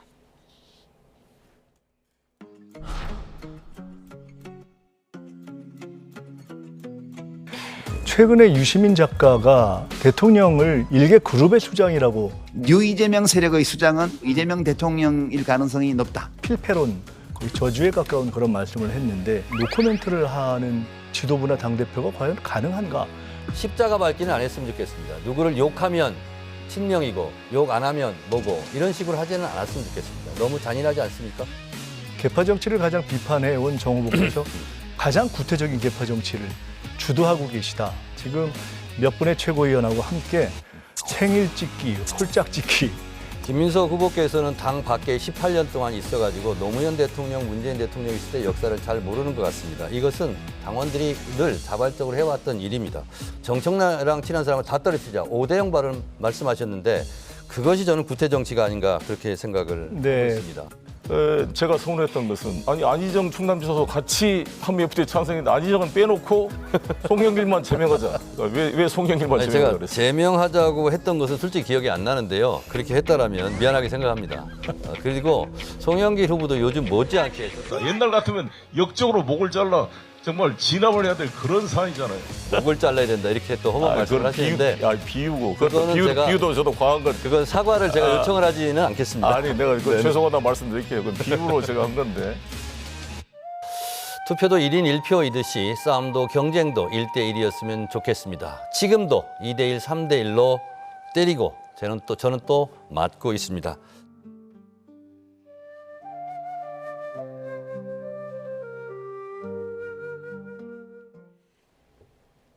네, 양보 없는 2대1 공방 영상으로 보셨습니다. 박성준 의원님. 예. 어떤 대목을 가장 눈여겨보셨습니까? 아니 뭐 세 분 다 네. 산전수전, 공중전 공중전, 뭐 다 예. 거친 분들이고 정치 구단들. 정치 구단이라고 하는 표현은 맞는지는 모르겠지만 어쨌든 예. 정치 경험도 많고 당내 현안에 대해서 다 꿰뚫고 있고 또 하나는 상대를 잘 알잖아요. 자기 자신뿐만 아니라 원래 토론이라고 하는 게 상대가 어떤 사람인지를 알아야 되는데 오랫동안 정치를 같이 해오면서 각 후보별로 예. 저 후보의 강점, 약점, 역사를 다 알고 있지 않습니까? 그랬을 경우에는 완성은 없는 거죠. 그냥 옥신각신하면서 예. 확인하는 자리였다 이렇게 예. 보면 되는 것이죠. 그래서 표심에도 큰 변수는 없을 것이다. 표심에 큰 영향이 없고 예. 또 워낙 이제 당내의 경쟁이라고 하는 것은 이미 내가 지정한 사람에 대한 지지로 가는 거거든요. 더 확고히 가는 건데 그것이 TV 토론에서 확인하는 자리예요. 일단 구도는 정해져 있다고 보는데 세 분 다 워낙 뭐 출중한 분들이기 때문에 어제 TV 토론 볼 때 이런 게 TV 토론이구나. 서로 약점을 물었지만 약점을 자신의 강점으로 돌리는 그런 화법도 대단하다는 생각이 좀 들었습니다. 네. 두 분이 이제 오늘 오셨는데 막 속보가 또 한 가지 지금 네. 들어와서 속보부터 좀 전해드리겠습니다. 여야가 선관위 특검법 최종 합의했다는 속보가 들어왔습니다. 오늘 본회의가 있는데 법안 처리를 하겠다는 거고요. 이번에 지방선거 때 이제 투표용지 부족 사태 관련해서 선관위에 여러 가지 이제 문제점이 실제로 드러났고 특검을 하자는 뜻을 여야가 모았고 특검법을 오늘 이제 최종 합의를 했습니다. 투표용지 부족 사태 선관위 특검법 오늘 처리하겠다. 그리고 선관위 국정조사 특위기간 연장도 함께 처리하겠다. 이런 얘기가 나왔습니다. 지금 뭐 국민의힘에서는 이 선관위 서버도 수사를 해야 된다. 이렇게 이제 주장을 하고 있는데 구체적으로 어디까지 논의됐는지는 지금 추가로 내용이 들어오지 않았는데요. 일단 오늘 특검법 최종 합의가 이루어졌다는 속보가 들어왔습니다. 추가 소식이 들어오는 대로 전해드리도록 하겠습니다. 민주당 전당대회 TV토론 얘기를 하고 있었는데요. 일단은 좀 2대1 구도였고 유시민 작가 발언에 대해서 김민석 후보가 거의 저주에 가까웠는데 정청래 후보는 왜 가만히 있냐? 아무 말도 안 하냐? 이러니까 십자가 밟기는 안 해야 된다라고 이제 답변을 했습니다. 잘 빠져나갔다고 보십니까? 그러니까 세 후보 모두 굉장히 노련했기 때문에 예. 앞서 저희가 화면에 본 것처럼 다 잘들 빠져나간 것 아닌가라는 생각이 들어요. 근데 좀 말씀 주신 것처럼 지금 소위 친명에 가까운 후보들은 김민석, 송영길 후보가 있고 그다음에 여기에 대치점에 이제 정청래 후보가 있는데 그러다 보니까 전체 구도가 2대1 상황으로 넘어가고 있었던 것 아닌가. 이제 예. 좀 다 아시는 것처럼 유시민 작가 굉장히 날선 얘기들 많이 했잖아요. 그리고 뭐 굉장히 심한 얘기까지도 했는데 그게 최근에 뭐 이렇게 가끔 보면은 좀 민주당 그 후보들 대표 주자 후보들 여론조사 나오는데 반영이 되고 있는 것 아닌가라는 생각이 듭니다. 그래서 어제 제가 보면서 이제 두 가지가 조금 아쉽다라는 생각이 들었는데, 첫째 하나는 김민석 후보가 그래도 뭐 일반 국민들이 볼 때는 좀 앞서가는 후보라고 느껴졌잖아요. 그래서 새해도 좀 일단 그런 것 같고, 근데 너무 공격적으로 마치 후발주자인 것처럼 공격적으로 나간 지점이 있었던 것 아닌가. 그래서 정청래 후보가 여유 있게 오히려 지금까지 이제 레이스가 오면서 그 지지율 격차를 활용하고 있는 포지션에서 토론회를 진행됐던 것 아닌가라는 생각이 하나 들었고, 두 번째는 그저께부터인가요? 충청 지역에서 그 투표가 시작이 됐잖아요. 근데 왜 어제, 그러니까 투표 전에 토론회를 좀 해서 그게 좀 그 당원들한테 반영이 되게 하면 좋은데 왜 굳이 어제 토론회를 했을까라는 점도 좀 아쉬운 점 아닌가라고 보여지더라고요. 저는 어제 개인적으로 이제 토론회 하면 아무래도 최대 이슈가 신천지였으니까 신천지 공방 어떻게 될라나 궁금했는데 신천지의 신자도 안 나왔습니다. 왜 그랬는지 박지원 의원 얘기를 좀 들어보시죠. 잘못하면은 김민석은 제2의 박찬대가 될 수 있어요. 박찬대 후보 때도 민주당 국회의원 170여 명이 저도 박찬대 의원을 지원했어요. 맞아요. 그렇지만 결과는 정청래가 됐잖아요. 그래서 정청래가 이 감성적 접근을 하는 것이 성공하고 있다. 그런데 저는 그 첫 후보 토론 때 부자가 몸조심하고 압도적 지지를 받는 김민석 후보가 조심해야 되는데 공격적으로 해버리더라고요. 그리고 신천지 문제를 제기해버리니까 이게 진흙탕이 됐는데. 그럼 패착이에요? 신천지 문제 푸는 건? 저는 패착이라고 봅니다. 네, 박지원 의원은 가끔 보면은 누구를 좀 지지하는지 전혀 알 수가 없는 그런 발언을 하시는데 신천지는 패착이다 동의하십니까? 아니 이제 신천지 문제를 막 김민석 후보가 거론한 이유 중에 하나가 이제 정당의 건전성이라고 할까요? 또 선거의 공정성의 문제에 있어서 종교 집단이 들어와서 선거판을 흐릴 수 있다라고 하는 어떤 경고의 메시지를 좀 보고 있는데, 저도 어제 TV 토론에서 신천지 문제를 정청래 후보가 공격 포인트로 잡지 않을까 했는데 안 했단 말이에요. 근데 서로 내가 볼 때 신천지를 들고 나왔을 경우에 별로 득이 되지 않을 거라고 서로 판단한 것 같아요. 예를 들면 서로 뭐 질문에 대한 것은 어느 정도 생각하지 않겠습니까? 저 질문이 들어올 가능성이 있다라고. 그 예비 질문에 있을 텐데 그거 그죠? 예비 질문보다는 자유토론 입장에서 정청래 후보도 얼마든지 거론할 수 있는 문제이고 그런 측면에서 김민석 후보도 준비를 했을 거란 말이죠. 근데 거론하지 않았다라고 하는 것은 결과론적으로 볼 때 서로 득이 되지 않았을 거다라고 본 것 같아요. 개인적으로는 이러다가 제2의 박찬대 될 수도 있다. 박지원 의원 견해는 어떻게 생각하세요? 그거는 좀 박지원 의원과 저는 견해가 달라요. 왜 그러냐면 제가 박찬대 당대표 후보일 때 제가 선거 전략을 다 맡았었거든요. 그때는 어떤 구도가 설정이 됐냐면 내란 상황이 진압되지 않았다라고 하는 부분에 있어서 선봉장으로서의 정청래 후보 이미지가 워낙 강했어요. 그래서 선거 딱 판을 들어가 보니까 모든 의원들이 안정적으로 당을 관리하고 실제 링크할 수 있는 후보는 누구냐, 당대표가 누구냐, 의원들 입장에서는 박찬대라고 다 생각을 했단 말이죠. 그런데 당원들이 볼 때는 이 상황이 내란 상황의 연장이다. 이 내란 상황을 진압할 수 있는 당대표는 누구냐? 정청래다라는 거예요. 첫 번째 구도가 딱 설정이 됐는데 한 번도 바뀌지가 않더라고요. 제가 선거 끝날 때까지. 어떤 선거 전략을 해도 무효하더라고요. 유효하지 않았어요. 근데 지금은 뭐냐면 정청래 후보가 당정청의 이 불협화음이 난 부분에 대해서 의원들도 상당히 우려하는 목소리가 큰 거고 또 하나는 새로운 리더십 교체에 대한 목소리도 크단 말이에요. 그러니까 구도 자체가 바뀌었다. 이 자체가. 그러니까 박지원 의원이 말씀하신 저 포인트는 뭐냐면 김민석 후보가 더 열심히 해야 된다. 그런 차원에서 얘기하는 거죠.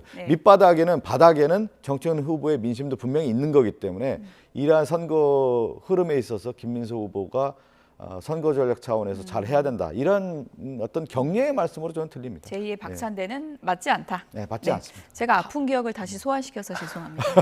8월 17일이죠. 그러니까 이제 보름 정도 남았으니까 제가 볼 때는 조금 있다가는 신천지도 나오고 배추 농사도 나오고 다 나올 거라고 봅니다. 근데 지금 상황에서는 저게 서로에게 도움이 안 된다는 우리 박 의원님 말씀 때문에 다들 세 분이 얘기를 안 했던 것 같고, 사실은 김민석 후보가 신천지 얘기를 꺼낼 때는 굉장히 무엇가 있는 것처럼 꺼냈어요. 심지어는 뭐 삼자회동설인가요? 미략설인가 뭐 그런 얘기까지도 나올 정도로 했기 때문에 시작을 안 했으면 모르는데 시작을 했으면 저건 마무리를 김민석 후보가 하지 않으면 저는 큰 데미지로 나중까지 작용할 거라고 보여져요. 그래서 시작을 안 하는 게 훨씬 나았는데 했기 때문에 마무리를 해야 된다 생각을 하고, 민주당 당원들 사이 입장에서 보면은 아파트를 내가 가지고 있는데 우리 아파트에 누수가 있어. 그러면은 누수가 났다고 가지고 안에서 실갱이를 벌이면 아파트 값이 전체적으로 떨어지잖아요. 그런 심리가 작동하고 있는 것 아닌가라는 생각입니다. 네. 여론조사 추이도 좀 잠시 보겠습니다. 민주당 당대표 선호도 앞으로도 뭐 여러 번 출렁이겠지만 지금 현재는 그렇습니다. 왼쪽에 이제 전체 국민을 대상으로 한 거고, 오른쪽에 이제 민주당 지지층만 대상으로 한 여론조사 결과인데요. 보신 것처럼 전체에서는 이제 정청래 후보가 앞서갑니다. 상승세가 뚜렷하고, 민주당 지지층만 봤을 때는 아직은 이제 김민석 후보가 높게 나타나는 것을 확인할 수 있습니다. 이번에 이제 선호 투표제가 이제 도입이 됐기 때문에 2순위 선호도도 이제 상당히 좀 중요할 텐데, 민주당 지지층 오른쪽에 보시면 민주당 지지층을 대상으로 나는 2등으로 누구를 뽑겠냐 했을 때 송영길 후보가 51.3% 굉장히 많이 나오고 있습니다. 간략하게요. 선호투표제 도입해보면 이제 김민석 후보 입장에서는 뭐 정청래 후보가 앞에 5자를 찍지 않는 이상은 내가 유리하다, 이런 계산을 할 수 있는 건가요? 제가 그냥 뭐 예측할 때 저는 선거가 이미 끝났다고 봐요. 선거는 끝났다. 네, 그러면서 여론조사 상황을 보면 아니 제도라는 게 있잖아요. 그럼 이번에 당대표 선거에 마지막은 어떻게 됩니까? 당원 70%에 일반 여론조사 30%란 말이죠. 그러면 당원들의 추이가 볼 때 민주당 지지층의 저런 여론조사 결과가 그대로 이어질 가능성이 매우 크다고 예측되는 거지 않습니까? 그리고 선호투표제에 봤을 때 송영길 대표가 지금 2순위잖아요. 그럼 1순위, 2순위 했을 경우에 그걸 또 계산을 싹 해보면 결국에는 선호투표제에 의해서 마지막 선호투표제 안에 결선투표가 있는 거기 때문에 김민석 후보가 지금 구도상으로 매우 유리하다, 이렇게 판단이 되는 것이죠. 정청래 후보가 그래도 좀 섭섭할 수 있기 때문에 투표는 끝까지 봐야 된다. 저는 이렇게 정리를 하고 넘어가 보도록 하겠습니다. 정청래 후보도 지금 열심히 또 따라온 거 아니겠어요? 지금 얘기한 것처럼 약자 코스프레도 하고 감성적 접근도 하면서 당심의 자극을 통해서 일반 여론조사에서는 정청래 후보가 앞섰다고 할 수가 있는데 저것도 그래요. 제가 다시 한번 소환을 하면 일반 여론조사에서는 박찬대, 정청래 1년 전에 했을 때는 박찬대 후보가 일본 여론조사에서는 앞섰단 말이에요. 그랬군요. 당 여론조사에서는 어떻게 됐냐면 안 됐단 말이에요. 그러니까 이게 전당대회라고 하는 것은 결국은 당원들의 투표에 의해서 결정적인 영향력이 미치게 되는 거기 때문에 지금 선거 여론조사 결과만으로 보더라도 지금 흐름상으로 볼 때 김민석 후보의 대세가 계속해서 유지가 되고 있다, 이렇게 봐야 되는 것이죠. 결선 투표를 안 두고 선호 투표를 두는 때부터 사실은 뭐 김민석 후보가 유리한 구도로 시작이 된 거니까, 다만 그 말씀하시는 예상대로 간다고 해도 정청래 후보가 굉장히 선전해서 의미 있는 그 당내 비주류 세력으로 자리를 잡게 되면 저는 지금 이루어지고 있는 전당대회에 있었던 여러 가지 갈등 상황이 계속 당내에서 노정되지 않을까라는 생각이 들어요. 1, 2위도 중요하지만 표차도 상당히 좀 의미 있는 그런 전당대회가 될 것이다라는 논평 해주셨고요.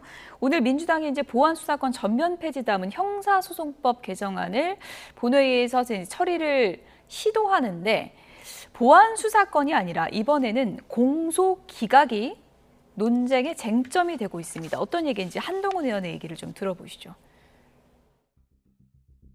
이게 더 흉한 거 하나를 넣었더라고요.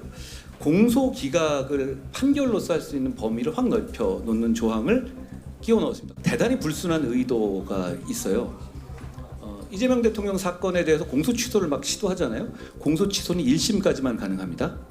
그런데 공소기각의 판결은 2심 이후에도 가능한 것이거든요. 민주당이 그동안 주장해온 수사가 무리했다. 수사가 무리했다고 판단되면 대단히 불확정적이고 재량의 개념이잖아요. 그렇게 되면 유무죄까지 안 가고 공소기각을 판결할 수 있는 범위를 조항을 몇 개 더 넣어버린 거예요. 공소 취소가 이재명 대통령이 감옥에 사후에라도 퇴임 이후라도 감옥에 안 가는 플랜 A라면 조정식 국회의장이 얘기한 연임 개헌을 하겠다는 게 플랜 B고, 그리고 이렇게 공소 기각 판결 넓히자는 게 플랜 C입니다.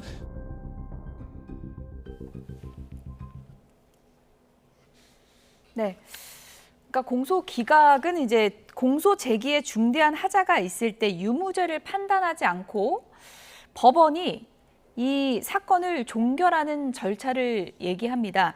이번에 이제 형사소송법 개정안 법사위에서 국민의힘 의원들이 이제 반발을 하면서 퇴장한 상황에서 형사소송법 개정안에 공소 기각의 사유가 추가됐는데 이것을 놓고 지금 논쟁이 커지고 있는 상황입니다. 먼저 박정아 의원님, 네. 어떤 게 문제인 거예요? 지금 공소 취소랑 공소 기각은 주체가 틀려요. 예. 공소 취소는 검찰에서 하는 거예요. 예. 지금 그 우리 다 기억하시는 것처럼 연어술 파티 뭐 얘기해서 그 공소 취소 특검법 뭐 이런 동력이 사실은 줄어들고 있잖아요.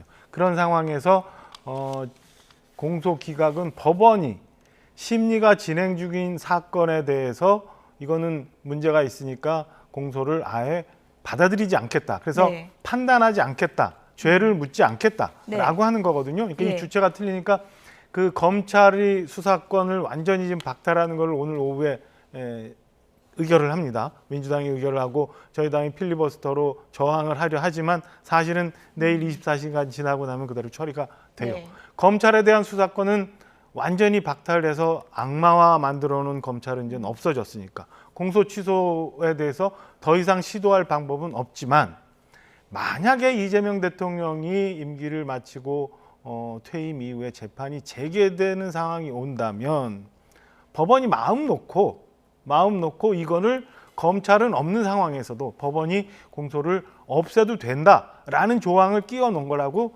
저희 당에서는 의심할 수밖에 없어요. 그러니까 공소 기각이라는 건 뭐냐면 예. 재판이 막 진행되다가 뭐 피의자가 사망을 했거나 네. 아니면 법률적으로 충돌을 해서 이건 더 이상 재판할 수가 없다라고 하면 묻어두는 거거든요. 그리고 공소 취소는 항소심에서는 할 수가 없어요. 일단 1심 재판이 진행이 됐기 때문에 2심 대법원 판결 최종시까지 간 건을 법원이 공소 기각을 해버리면 없어지는 거예요. 지금 뭐 대북송금 사건이니 선거법 문제니 이재명 대통령이 갖고 있는 8가지 이 사건 중에서 1심 판결 이미 지난 거에 대해서 법원이 이거 그냥 공소 기각해도 됩니다.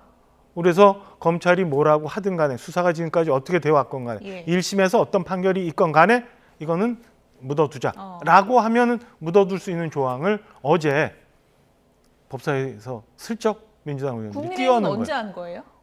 국민의힘은 어제 오후에 안 것 같고요. 예. 이거를 좀 전에 저희가 화면에서 본 것처럼 한동훈 무소속보가 2시에 토론회가 있었거든요. 예. 그 토론회 장소에서 이런 조항이 2개가 들어갔다.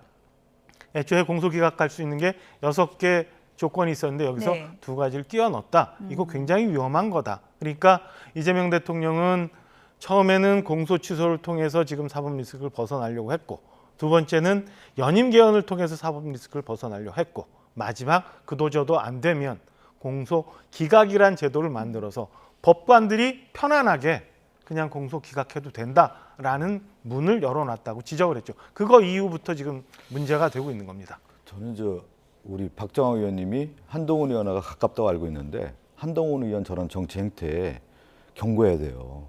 검사하듯이 무슨 하나씩 던지기 하는 식으로 저렇게 판을 흔들려고 하는 그런 정치 행위 자체가 지금 정치상 맞지 않다. 근데 문제가 있는 거를 지적하는 아니, 문제가 전혀 없는 거예요. 왜 그러냐면 한동훈이 그동안에 그러면 이 문제에 대해서 검사 당시에 그 수많은 조작 기소라든가 잘못된 권력 남용에 대해서 한동훈 의원이 어떤 입장도 제대로 내놓지 않지 않았습니까? 그 이전에 이미 저는 한동훈 의원이 사과해야 돼요. 윤석열의 환타여자로서 그 활동했던 사람들 아닙니까? 사람 아닙니까? 그 당사자가 지금 입이 10개라도 할 말이 없는 거예요. 그리고 이 내용에 대해서 한 번 더 설명을 드리면 대법원 판례상으로서 이 공소기각이 있는데 제 327조 형사소송법에 좀 더 구체화한 거예요. 근데 이번에 조항이 2개가 추가된 거죠. 아니 이제 잘 예. 들어보세요. 예. 이 공소기각에 대한 내용이 있는데 예. 이미 이제 법사위 전체회의 5차례하고 법안 소위 9차례에서 이 내용이 이미 거론이 됐고 토의 과정에 다 있었단 말이죠. 끝난 이후에 지금 다시 이렇게 불거져 나온다라고 하는 것 자체가 이제 정치 이슈화를 시도한 거라고 볼 수밖에 없는 거고 그 내용을 보자고요. 예. 위법한 검찰의 위법한 수사가 드러났을 경우에 그것은 당연히 공소기각해야 되는 거 아니겠어요? 공소 취소는 검찰이 하는 거고 공소 기각은 법원에서 하는 거라고. 그럼 위법한 수사가 드러났을 때 그것도 중대한 위법한 수사가 드러났을 경우에 당연히 판사가 공소 기각을 해야 되는 거 아니겠습니까? 그리고 또 하나 소추 재량권의 남용, 검사의 소추를 통해서 권한을 남용했을 경우에는 이걸 어떻게 할 거냐? 그러면 당연히 판사가 판단해서 공소 기각을 할 수 있는 것은 당연한 거 아닙니까? 이걸 좀 더 구체화했다 이렇게 보면 되는 건데 그걸 가지고 지금 무슨 뭐 정치적인 해석을 넣고 이렇게 정치해서 되겠어요, 한동훈 의원? 아니 무소속으로 혼자 뜨고 싶어서 저렇게 난리가 치고 있는 건데 제가 이 부분만 차분하게 예, 좀 갔으면 좋겠어요. 예, 차분하게. 사실은 이 부분만 제가 좀 정정을 하면 저희가 이제 녹취는 한동훈 의원 녹취를 들려드렸지만 오늘 이제 국민의힘 최고위원회의에서도 이제 지도부에 상당히 좀 비판을 했던 그 내용은 있습니다. 예. 그러니까 이게 어제 오전에 제가 알고 있기로는 저희 당이 그 국회에 복귀를 하지 않고 있었잖아요. 그러니까 지금 박 의원님 그 전에 여러 차례 뭐 논의가 됐다라고 하는 거는 아마 민주당 의원님들 간에서만 논의가 됐었던 것 같고 이게 두 개가 좀 전에 말씀 주신 것처럼 위법 수사의 경우, 그러니까 재판부가 이건 위법한 수사라고 판단할 경우, 예. 두 번째는 현저한 일탈이 있을 경우. 소추 재량권에 현저한 일탈이 있을 경우 굉장히 자기적이잖아요. 자위적이고 해석하기가 애매한 거고 그다음에 이 위법 수사라는 거는 이미 판단이 끝났는데 법이 적용을 하는데 법 왜곡죄 같은 것도 만들어 놓은 상황이기 때문에 검찰 없어도 법원에서 그냥 재판부가 이거는 사건이 되지 않아 라고 없애버리자고 하는 거를 만들어 놓은 건데 이게 어떻게 뭐 살라미식으로 가는 건 아니에요. 저는 이게 어제 오전에 확인이 됐고 이거를 오후에 얘기가 됐고 우리 당에서도 어제 오후부터 오늘 아침까지 계속 이제 공소 기각에 대해서 얘기가 많이 하고 있는 건이기 때문에 이거를 제대로 봐야 된다고 생각해요. 왜 1심 판결이 끝나고 1심 판결을 같은 재판부가 법원에서 판결을 한 거를 이후에 기각을 해요. 그냥 재판을 하면 되잖아. 심리를 해서 이거는 1심 판결이 잘못됐다. 다시 판단하라고 항소심에서 보면 되지. 왜 공소를 다 기각을 해. 그거는 목적이 있거나 아니면 다른 뜻이 있는 것 아닌가라는 충분한 의심의 여지가 있는 거거든요. 그건 없애줘야죠. 말씀 끝으로 듣고 마무리하겠습니다. 전혀 타당하지 않다고 보고요. 예. 왜 그러냐면 그동안에 우리가 이 공소권 남용이라고 하는 것을 얼마나 많이 봤습니까? 예를 들어서 기획 수사하고 조작 수사하고 별건 수사하면서 이런 것들에 검찰에 의한 소추 재량권의 남용 사태가 워낙 많았단 말이죠. 그럴 경우에 이 기존 제도의 공소 기각 제도를 좀 더 보완하는 측면에서의 중대한 위법 수사가 드러났어요. 그럼 그걸 어떻게 할 겁니까?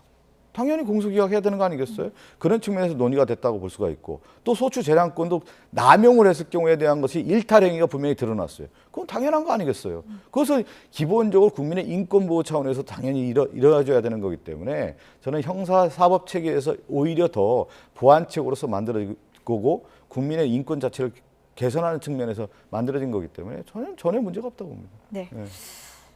국민의힘에서는 이제 이재명 재판 지우기법 아니냐 이렇게 이제 공세를 높이고 있고요. 또 범여권 법사위원들은 형사소송법 제327조에 이미 규정된 제도다 이렇게 반박을 했다는 점 제가 끝으로 전해드리고 마무리하도록 하겠습니다. 지금까지 박성준 더불어민주당 의원, 박정하 국민의힘 의원 두 분이었습니다. 고맙습니다.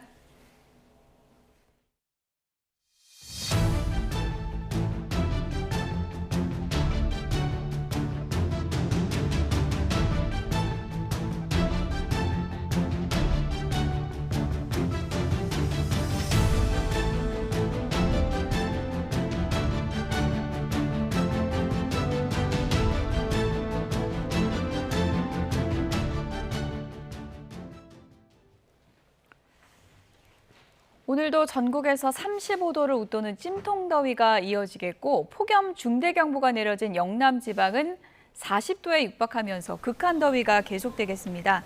기상청은 뜨거운 이중 고기압 영향권에서 오늘도 전국이 무덥겠고 특히 지형 효과가 더해지는 영남 지방은 생명을 위협할 정도의 극한더위가 이어지겠다고 밝혔습니다. 오늘 낮 기온은 양산과 부산 39도, 대구는 37도까지 오르고 서울과 광주는 34도로 어제와 비슷하거나 더 높겠습니다. 기상청은 다음 주까지 서울 낮 최고 기온이 37도까지 오르는 등 더위가 점차 심해지겠다며 온열 질환에 걸리지 않도록 건강 관리를 잘 해야 한다고 당부했습니다. 서울은 오늘 최고 기온이 35도에 육박하면서 폭염이 기승을 부리겠습니다. 휴가철 무더위를 피해서 시원한 실내 공간 찾는 분들도 많은데요. YTN 이슈 리포터가 나가 있습니다. 서지연 리포터. 네, 코엑스 아쿠아리움에 나와 있습니다. 네, 더위를 피할 수 있는 곳이어서 그런지 많은 시민들이 나와 있는 것 같네요. 네, 그렇습니다. 지금 바깥은 숨이 턱턱 막히는 무더위가 이어지고 있지만 지금 제가 나와 있는 이곳 실내는 시원하고 쾌적합니다. 지금 제대로는 배우들의 수중 공연이 항상 진행 중인데요. 보시는 것처럼 정말 많은 관람객들로 이곳은 발디딜 틈 없이 북적이고 있습니다. 그럼 방문객들의 이야기를 들어보겠습니다. 이번 여름 너무 더워서 야외 활동하긴 너무 덥고 그래서 좀 시원한 곳 찾다가 저희 7명 엄마들이랑 애기랑 같이 왔는데 여름에 맞춰서 물 있고 물고기들 있는 곳에 오니까 아기들이 엄청 좋아하고 재밌어해서 좋은 것 같아요. 현재 대부분 지역에 폭염 경보가 내려진 가운데 전국 평균 열대야 일수가 역대 1위를 기록하는 등 폭염이 맹위를 떨치고 있습니다.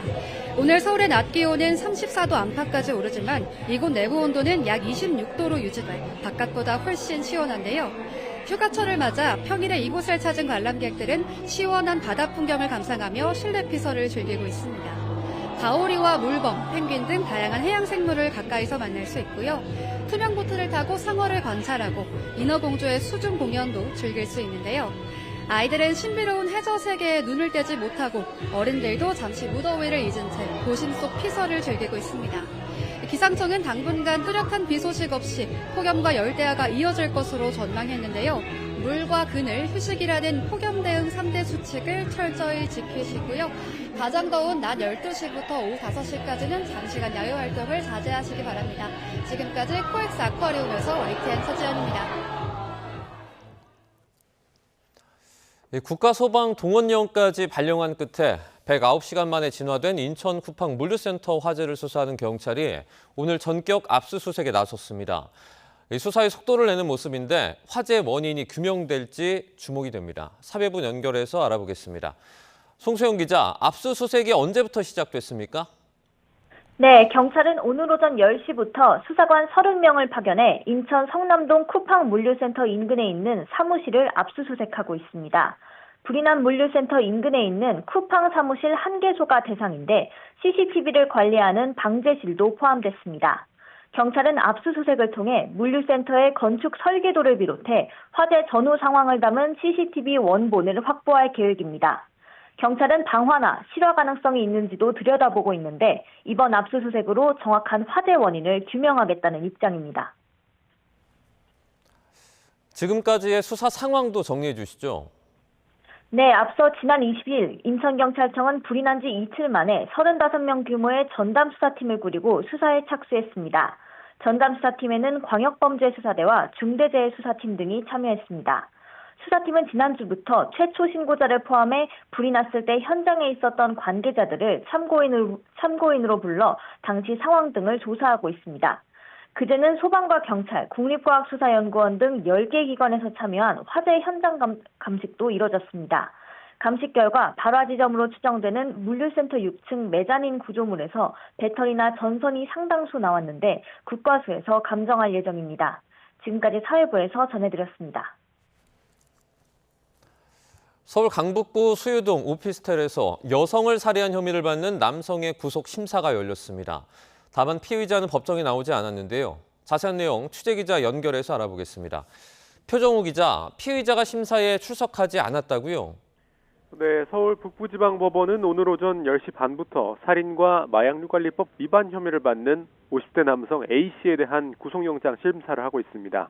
다만 A씨는 구속 전 피의자 신문에 출석하지 않겠다는 의사를 법원에 전달하고 법정에 나타나지 않았는데요.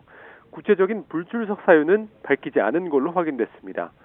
앞서 A씨는 그제 새벽 1시 40분쯤 서울 수유동 오피스텔에서 50대 여성에게 흉기를 휘둘러 숨지게 한 혐의로 긴급 체포됐습니다. 경찰은 지난 27일 A씨가 마약을 투약했고 살인을 저질렀다는 취지의 제보를 접수했습니다. 그리고 잠복을 이어가던 경찰은 지난 28일 다시 오피스텔을 찾은 A씨를 체포했습니다. 체포 당시 A씨의 소지품에선 마약류 추정 물질이 발견됐고 간이시약 검사에서 필로폰과 대마 양성 반응이 나왔습니다. 피의자는 범행 동기에 대해서 계속 진술하지 않고 있다고요? 네, A씨는 경찰 조사에서 마약 투약 사실에 대해선 인정했지만 살인 혐의에 대해서는 입을 다물고 있습니다. 피해 여성과의 관계와 오피스텔에 함께 있었던 이유 등을 진술하지 않고 있습니다. A씨와 피해자는 가족이나 동거 관계는 아닌 걸로 파악됐습니다. 경찰은 A씨의 휴대전화를 포렌식해 범행 전후 행적 등을 확인하고 있습니다. 또 피해자 부검을 통해 정확한 사망 시점과 함께 다른 범죄 정황은 없는지도 살펴볼 방침입니다. 지금까지 사회부에서 YTN 표정우입니다. 지난해 16,000명이 넘는 고객 정보가 유출된 KT에 539억 원대 과징금이 부과됐습니다. 개인정보보호위원회는 불법 초소형 기지국을 통한 개인정보 유출 건에 대해서 KT가 안전조치 의무를 위반했다며 과징금 539억 7,900만 원을 부과하고 관련 사실을 홈페이지에 공표하도록 명령했습니다. 위원회 조사 결과 KT는 초소형 기지국을 전반적으로 부실하게 관리해 해커가 내부망에 쉽게 접근할 수 있었던 것으로 드러났습니다. 네, 민주당 등 범여권이 오늘 국회 본회의에서 형사소송법 개정안 처리를 시도합니다. 법안에 검찰 보안수사권 폐지는 물론이고 공소기각 사유를 추가하는 내용이 담겨 있는데요. 국민의힘은 이재명 대통령 살리기라고 반발을 하면서 필리버스터를 예고했습니다. 이런 가운데 여야가 선관위 특검법을 오늘 처리하는 데도 합의했습니다. 자세한 내용은 국회 취재기자 연결해서 알아보겠습니다. 김다현 기자. 네, 국회입니다. 네, 오늘 오후 본회의고 민주당은 오늘 형사소송법 개정안 처리하겠다는 건데 공방이 치열하죠? 네, 그렇습니다. 여야는 아침 회의에서부터 거센 공방전을 벌였습니다. 국민의힘은 법원의 공소기각 사유를 확대하는 내용이 법안에 추가된 것을 두고 이재명 대통령 살리기라고 반발했는데 민주당은 법안 처리 의지를 굽히지 않았습니다. 여야 대표 발언 직접 들어보겠습니다. 민주당은 흔들리지 않겠습니다.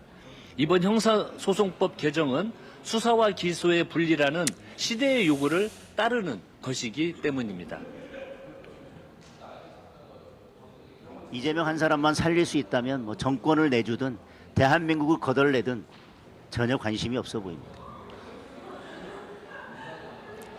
네, 민주당은 패스트트랙 안건의 심사 기한을 기존 최장 330일에서 90일로 단축하는 내용의 국회법 개정안도 본회의에 올릴 계획인데요.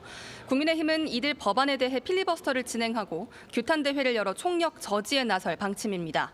다만 의석수 한계가 뚜렷한 만큼 필리버스터 시작 24시간 뒤 법안 처리를 막기는 어려울 것으로 보입니다. 또 이번 임시국회 회기가 내일로 끝날 경우 필리버스터도 자동 종결되기 때문에 복수의 법안이 상정되면 다음 본회의까지 강대강 대치가 이어질 전망입니다. 이런 가운데 여야는 오전 내내 선관위 특검 법안에 대한 협의를 이어갔는데요. 여야 원내 지도부가 조금 전 의견을 모았는데 오늘 오후 본회의에서 처리하기로 합의했습니다. 법사위 심사를 앞두고 있어서 구체적인 조문 내용은 추후 공개될 예정이고요. 내일 종료되는 선관위 국조특위도 기한을 한 달가량 연장하기로 했습니다.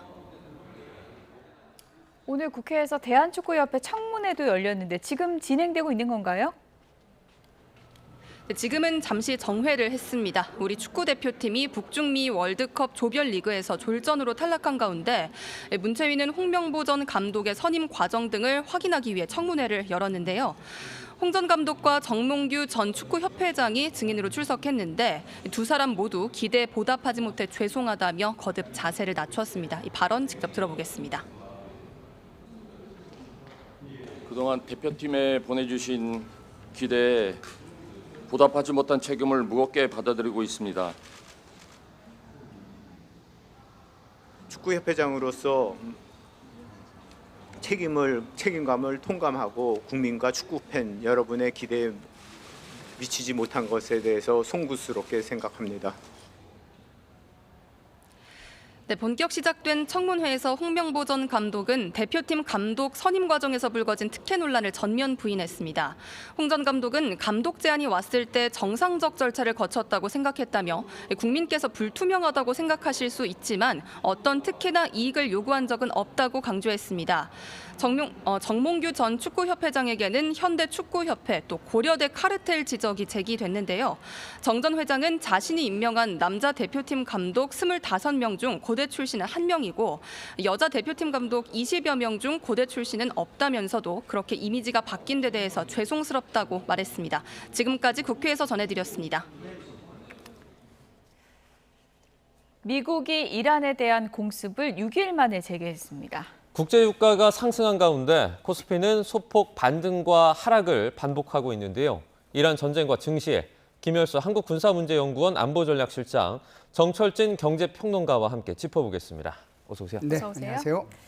네, 김열수 실장님이 네. 스튜디오에 오셨다는 건 또 이란 전쟁 상황이 안 좋다는 건데 트럼프 미국 대통령이 뭐 두들겨 패겠다 이런 표현까지 썼습니다. 네. 대대적인 공습 예고인가요? 예, 그렇다라고 봐야죠. 지금은 이제 한 13일 동안 미국이 이제 이란을 공습을 하다가 중단을 했잖아요. 한 5일 동안 중단을 했는데 그 사이에 다른 일들이 많이 있었어요. 이란과 미국 사이의 전선이 제1전선이라고 하면 사우디아라비아와 후티 반군 사이의 전선이 제2전선이고 거기서도 서로 이제 공격과 방어가 있었고요. 그리고 저쪽 카스피에서는 사실상 우크라이나가 이란의 그 선박하고 군함을 공격을 했거든요. 제3전선까지 이렇게 형성돼 있었는데 지금 말씀하신 것처럼 28일 날 사실상 이란이 그 요르단에 있는 미군 기지를 공격을 했기 때문에 미군으로서는 가만히 있을 수가 없는 거죠. 그렇기 때문에 트럼프 대통령으로서는 두들겨 패야 되겠다라고 얘기를 한 거고요. 그래서 그 두들겨 패는 것을 6일 만에 재개를 했는데 주로 어디를 하느냐가 문제잖아요. 그래서 트럼프 대통령이 지금까지 얘기해 왔던 것은 교량 그리고 발전 시설이라고 얘기를 했습니다. 그래서 군사 시설이나 이런 것들은 거의 다 이제 파괴할 만큼 했기 때문에 주로 철도 교량과 자동차 교량 그리고 발전소를 중점적으로 때리겠다라고 그랬기 때문에 이것이 하루 이틀 만에 끝날 수 있는 그런 대상은 아니거든요. 그래서 적어도 며칠은 가지 않겠는가라고 봅니다. 지금까지 어떤 패턴을 보면 이란이 사실 선제 공격은 한 적이 거의 없잖아요. 뭐 패턴이 달라졌다, 스탠스가 달라졌다 이런 얘기가 나와요. 지금까지의 패턴을 보면 크게 두 가지 패턴이 나타나는데요. 첫 번째 패턴은 이란이 호르무즈 해협을 지나가는 자신의 통제를 받지 않고 지나가려고 하는 상선 또는 유조선에 대해서 먼저 공격을 하면 미국은 여기에 대해서 이제 응징을 하고 응징을 받은 이란은 다시 중동 지역 내에 있는 미군 기지를 공격하고 그 공격을 받은 미국은 다시 이란에 대해서 재보복을 하는 이것이 첫 번째 패턴이었어요. 이게 지난 휴전 기간 60일 동안 지속적으로 이 패턴이 하나 유지되어 왔고 두 번째는 지금 맨 처음에 말씀하신 것처럼 단 한 번도 이 이란이 먼저 이 유조선이나 또는 상선에 대해서 공격한 거 말고 오히려 미군 기지에 대해서 공격한 건 없었어요. 그런데 이번에 이제 처음으로 미군 기지에 대해서 먼저 공격한 거기 때문에 패턴이 변했는데 이 패턴이 우발적으로 변했느냐 그렇다면 앞으로도 이 패턴으로 계속 갈 거냐 여기에 따라서 전쟁의 양상은 달라질 거다 이렇게 보죠. 네. 그러니까 지금 상황은 MOU는 다 끝나고 전쟁 재개 이 국면입니까? 그렇죠. 지금은 이제 전쟁이 재개가 됐다라고 볼 수가 있는데요. 사실상 6일 동안 이제 여태껏 노력한 국가들이 두 나라가 있잖아요. 그러니까 파키스탄하고 또 카타르하고 이런 나라들이 계속해서 이제 중재를 하기 위해서 지금 10일간만 휴전을 하자라고 하면서 이제 계속 이란을 들락날락거리고 서로 전화를 통하고 했거든요. 그런데 이제 서로 지금 안 맞고 있거든요. 그렇기 때문에 이제 이란에서 먼저 요르단에 있는 미군 기지를 공격을 했고, 그럼 이에 대해서 이제 미국이 참을 수가 없으니까 지금 대대적인 공습을 감행하고 있는 그런 상황이다. 그래서 MOU를 다시 원위치 시킬 것인지 또 다른 새로운 MOU를 만들 것인지 하는 것은 좀 더 두고 봐야 될 것 같다는 생각이 듭니다. 네, 이렇게 미국과 이란 간의 긴장이 고조되면서 국제 유가도 이제 상승세를 보이고 있습니다.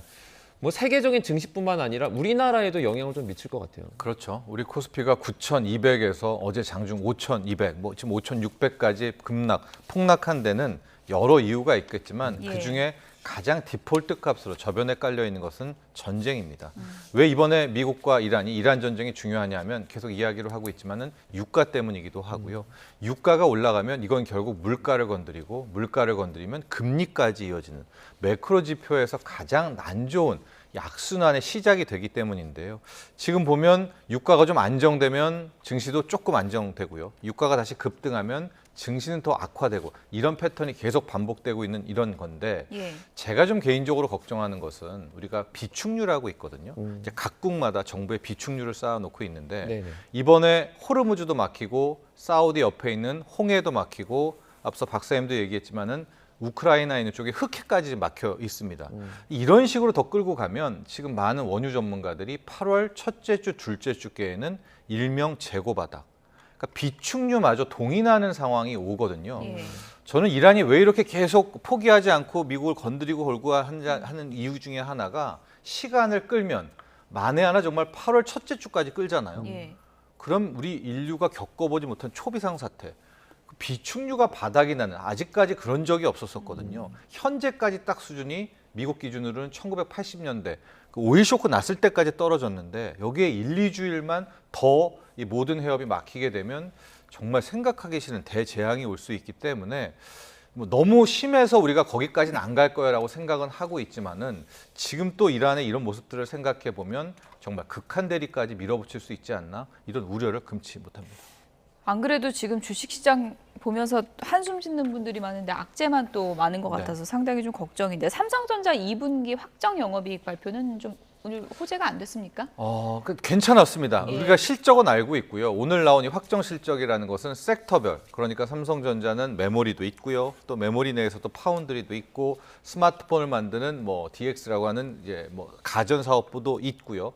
여러 가지 사업부의 각각의 이제 실적들을 나오는 건데 예. 우리가 원하는 대로 나왔습니다. 메모리 반도체는 89조가 나오면서 잘한 건 잘했고 파운드리에서도 실적 개선이 나오고 있었고 물론 이제 이 스마트폰 부분에 있어서 가전 쪽에선 적자가 났는데 이 정도도 우리가 다 알고 있었거든요. 여기도 큰 문제가 없었고요. 주주 환원에 있어서도 원래 예고했었던 주주 환원 정책들과 함께 뭐 주주 배당금도 어느 정도 좀 시장에 부합하고 설비 투자와 증설 이야기도 괜찮았고요.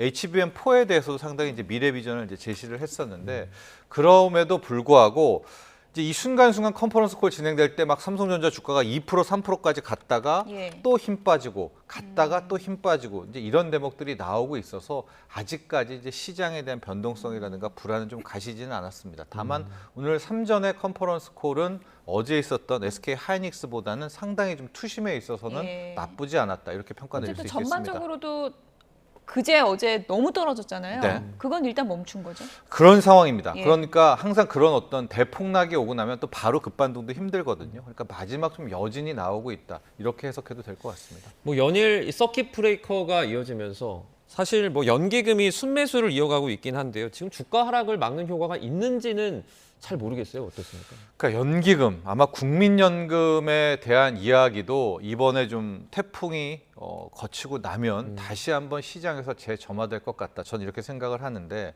국민연금의 지금 상황만 뭐 서킷 브레이커 발동하고 연기금 이게 중요한 게 아니라 네. 올 1월에 어떤 이유에서인지 국민연금이 리밸런싱을 유예를 했잖아요. 6월까지 유예를 해서 실은 그 덕분에 코스피가 9천까지 간 것도 맞는데 왜 모든 연기금과 뭐 큰 손들이 다 리밸런싱을 하고 외국인 투자자도 리밸런싱을 하는데 왜 리밸런싱을 안 했을까? 그러니까 9천 갔을 때 했었으면은 상당히 국민연금 수익률이 좋았을 텐데 이게 예. 다시 5천까지 떨어졌잖아요. 예. 그러면 또 어떤 딜레마가 나오냐면요. 5천으로 떨어지면서 국내 주식 비중이 줄었죠. 그럼 주식을 또 더 사야 되나? 그러면 알게 모르게 국민연금이 마치 우리 한국 증시를 부양하는 그런 거 아니거든요. 국민연금이 투자자지 뭐 증시 지킴이가 아닙니다. 그런 오해가 있었는데 절대 아니다. 그런 입장. 네, 그런 이야기 또 하더라고요. 예. 근데 그 오해를 풀기에는 앞대목이 좀 시원치가 않죠. 왜 리밸런싱 유예했지? 그리고 국내 주식 비중을 14.9에서 왜 20%까지 끌어올렸지? 이런 부분들이 좀 안타까운데 네. 지금 다시 포커스가 국민연금으로 오는 것은 이렇게 시장이 엉망이 됐으니까 국민연금이 다시 주식 사야 된다. 이런 이야기가 나오는데요. 이것도 국민연금 입장에서는 좀 뜨악합니다. 오히려 이렇게 하락장에서는 빨리 커트를 하고 수익을 확정지어야 될 것 같은데 지금 이러지도 저러지도 못하는 것이 국민연금의 이제 현실이다 이렇게 보고 있습니다. 네, 어쨌든 뭐 국제 유가가 오르면 트럼프 지지율도 떨어지고 지금 중간 선거 날짜도 다가올 거고 시간은 뭐 이란 편입니까? 어떻게 보십니까? 뭐 시간은 두 사람 미국 편도 아니고 이란 편도 아니라고 예. 저는 생각을 해요. 미국은 미국대로 지금 중간 선거가 있어서 힘든 게 있고요. 또 이란은 이란대로 사실상 뭐 GDP 면에서도 그렇고 지금 손실된 면에서도 그렇고 그런 거 보면 뭐 경제가 제대로 돌아가고 있지 않은 거잖아요. 그러다 보니까 이란은 이란대로 힘든 거죠. 결국은 지금 서로 벼랑 끝에서 서로 이제 버티기를 하고 있는 건데 예.